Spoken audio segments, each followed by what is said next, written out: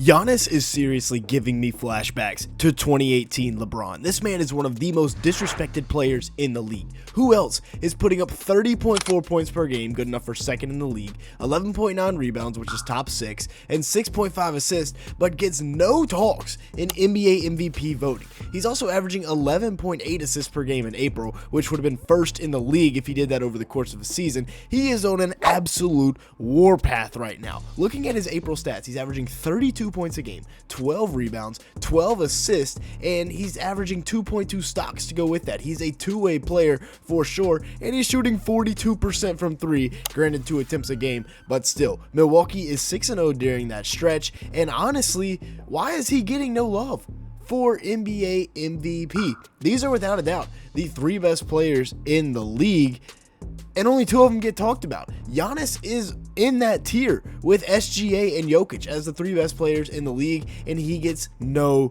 respect. I mean, right here, if he gets to the middle of the paint, you're pretty much cooked. They still send 2, but it doesn't matter. Little post spin, gets into his chest, and hits his little fall away, which is a part of his game that he's really developed and looks really good. Now we get an empty side ball screen, which I love because it gives Giannis all this room to operate because you've got 3 guys on the other side of the floor and then just the pick and roll in the lower third. And it ends in a lob for Giannis and an easy lay-in. Right here, they're going to send the whole dang team at him, and it still doesn't matter. He's going to get a bucket. Watch the double down, and then 22 is going to slide over as well and try to get this block, and it just doesn't matter. In transition, this is the scariest sight in the league. 30, you might have to check his bridges. He might have turned him brown because Giannis is galloping full speed at him, getting right to the rim and getting the and one to go. And then once again, this little empty side ball screen, a backwards dunk, it's too easy. Getting downhill, little behind the back pass from Ajax. And yeah, let's also not forget what he did to the Oklahoma City Thunder, widely considered the best team in the league, and some people are saying one of the best teams of all time. He put 26, 19, 10, 3, and 2 on them in the in-season tournament championship and got the dub. Held them to less than 80 points. I believe that's the only time that's happened all season long. They sent the entire team, and it doesn't matter. Send 4, send 5, send all of them. It doesn't matter. He's still going to score. He looks like a dad playing his son in the driveway. It's simply not fair. The Bucks also held these 2 to a combined 16 of 44 shooting from the field in this game and 3 of 14 for 3. So maybe the Bucks do have something for the Thunder if it comes down to it in the finals. You send 2, 3, he's going to pass it off to the right guy and then just bully ball down here in the paint before he finally gets it to go. One-on-one with Case and Wallace, you got to send another. You send Alex Cruz, so it doesn't matter. All he does is foul. Giannis is the best player in the league in the month of April. Now, the big X factor that everybody is wondering about is going to be Damian Lillard, and could he potentially be back for round 1 and even the playoffs? The reports came out today that he will miss the beginning of the playoffs, but there is a chance he can be back by the end of round 1, which will be huge for the Bucks, but these types of injuries normally take months to heal, so they very well could be without Dame for quite some time. He's averaging 25 points a game, 7 assists, 4.7 rebounds, so obviously this is a huge loss, losing a guy that has made some of the biggest shots in NBA history. And yes, he's 34 years old, but he is still a bucket. He's shooting 45% from the field and 38% from 3 on a bounce-back season after last year. A lot of people questioned if he still had it, and he has answered all the doubters with ease. The Bucks are 24-9 this year when Dame scores 24 or more points. That is an elite mark, and without him, it's gonna stink. But they've started to figure it out a little bit. They are 2-4 in their first 6 games without Damian Lillard. They're 8-0 since a combination of pieces have moved into place. And while, yes, they are definitely better with Damian Lillard, there's no question about it, they've started to figure out how to play without him. They've run some Giannis at the point. Kevin Porter Jr. has been huge and another key piece we're going to talk about here in a second. But as for KPJ, he has definitely been finding his role here in Milwaukee, becoming the 6-man sort of point guard, being a spark off the bench. He's averaging close to 12 points per game, 4 rebounds, 3.7 assists, 1.3 steals in 20 minutes per game. He is a walking paint touch, and he is great at spraying to shooters, which the Bucks have a wide variety of. He's also shooting 49% from the field and 41% from 3 on 2.4 attempts. It's been ridiculous how good Kevin Porter Jr. has been, but oh my get up top. The per 36 numbers further reinforce this as well, as he's averaging 21.2 points, 7.1 rebounds, 6.7 assists, and 2.3 steals, and is the third leading scorer in per 36 numbers on this Bucks roster behind only Giannis and Dame. He's also a transition threat. He will get out and run. Making this team younger at the deadline like the Bucks did has made them better in transition. In passing lanes was huge in this massive comeback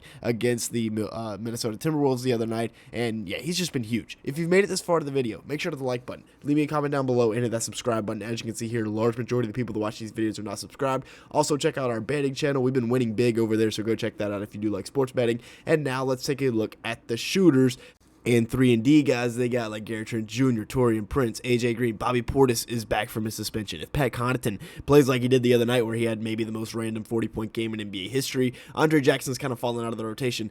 But this guy right here, you probably thought I forgot about him. And if you're a casual, you probably don't really know who this guy is. But Ryan Rollins, since the Dame injury, is averaging 12 points, 4 boards, and 3 assists in 24 minutes per game, and has been a huge piece to them figuring it out without Dame Lillard and going 8-0 after that tough 2-4 start with no Dame in the rotation. Rollins is a solid 3-point shooter. As you can see here, he's shooting 57% since Dame went out, and he's a longer player. He's got a 6'10" wingspan, despite the fact that he's only 6'3", a ridiculous +7 right there. He's a great corner shooter, but he's also a solid defender, and honestly, he might be the #1 guy to go to against Tyrese Halliburton for the Bucks. We will see what they decide to do against the Pacers in round 1, but Ryan Rollins has been a huge piece. We talked about these guys earlier, the 3-and-D wings. Kuzma, not so much a 3-and-D wing, more of, a slasher, but he has also been a fantastic defender as of late, where he can get into the paint, and then on defense, he can really lock down. Only shooting 33% from the 3 is not great, but he's averaging 14.5 points, 5.5 boards, 2.2 assists,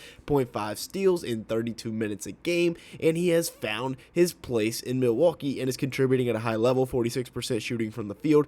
We talked about the struggles from beyond the arc, but I'm not too worried about it because he has been fantastic. He will have to hit some threes come playoff time, but they have a lot of other shooters. He's 6'9" with a 7-foot wingspan, and opponents are shooting less than 35% from the field in April when Kyle Kuzma is guarding them. That's how good he has been defensively so far through 8 games in April. I know it's a smaller sample size, but that's still a really, really good number for a guy like Kuz, as he's good offensively, but now he can contribute on the defensive side of the ball. We've known he can do this since his Lakers days, but now he's really showing it. AJ Green's another guy. Opponents are shooting 33% from the field against AJ Green in the month of April, and he doesn't look like a lockdown, but he can definitely go out there and apply the straps. 7.4 points a game, 2.4 rebounds in 22 minutes a game for AJ.